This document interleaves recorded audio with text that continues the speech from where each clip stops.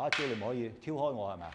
咁咪散我手咯，去篤係咪篤翻出去啊？遮咁咪散手咯，推住落嘅一躺嗱，呢隻手攞腳睇手呢度咯。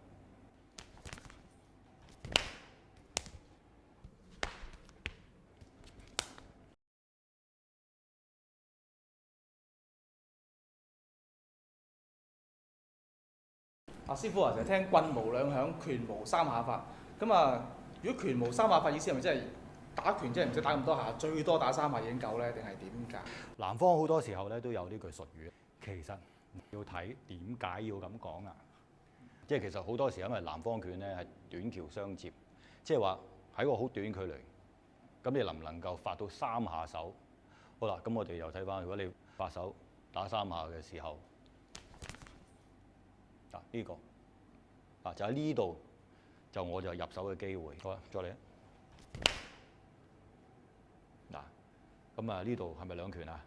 因為我將你兩隻手如果係截住個位，你就好難去打到第三拳。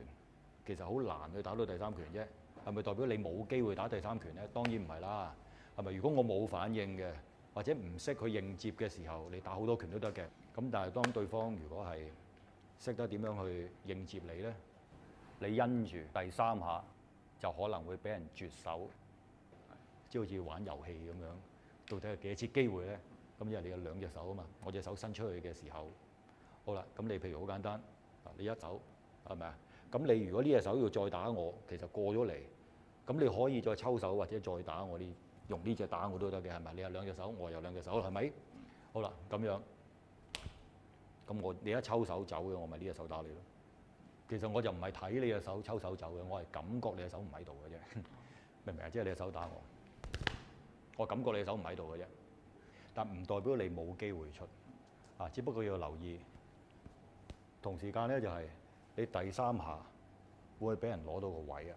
即係話當我攞，就話當我手1、2，係咪你有兩個手？咁我你啊兩個手都嚟埋啦。咁點啊？咁叫做拳無三下法，咁係咪可以收得㗎啦？結得㗎啦？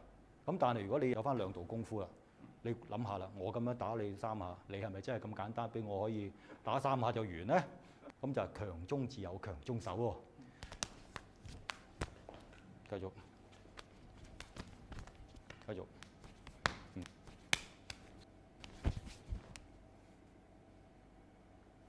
嗱，咁嘅意思啫，唔係代表冇3下。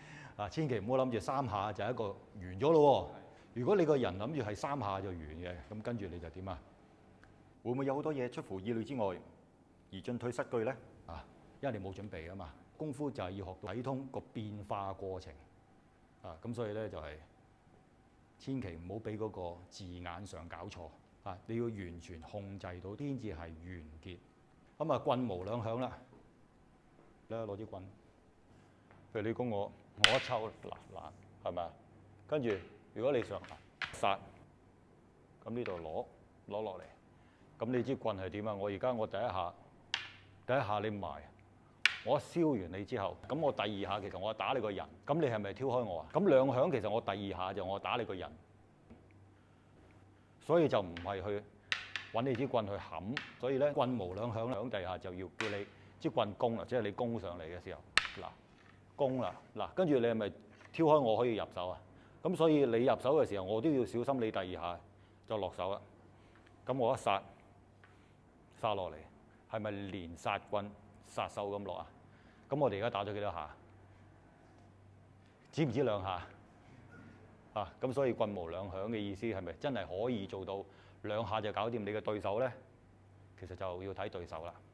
咁如果你個對手唔係你2下搞得掂嘅話，咁你成日諗住2下，咁你跟住有冇第3下咧？正所謂狡兔有3窟啊嘛。啊，咁嘅技術就係只停留喺2下㗎咯喎。啊，咁2下唔係代表結束嘅。咁你要令到對手俾你制服啦，或者我哋要支棍，佢係氣棍啦，打支棍落嚟啦。